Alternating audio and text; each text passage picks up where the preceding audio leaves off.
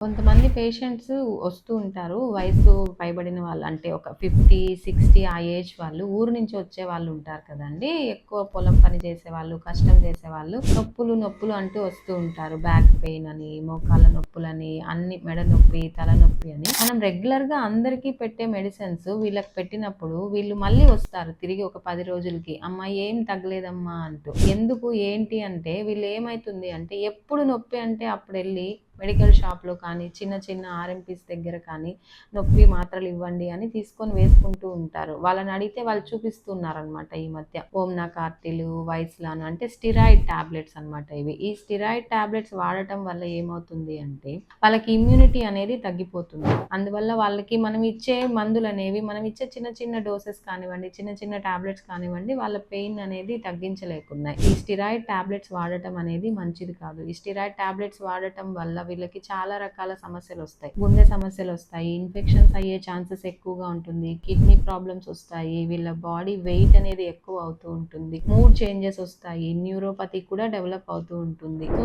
చిన్న చిన్న మాత్రలు వాడటం అంటే స్టిరాయిడ్ టాబ్లెట్స్ తక్కువ ₹10కే షీట్ వచ్చేస్తుంది కదా అని రోజుల తరబడి వాడుతూ ఉంటారు ఎవరు చెప్పకపోయినా. ఇలా వాడటం అనేది మంచిది కాదు.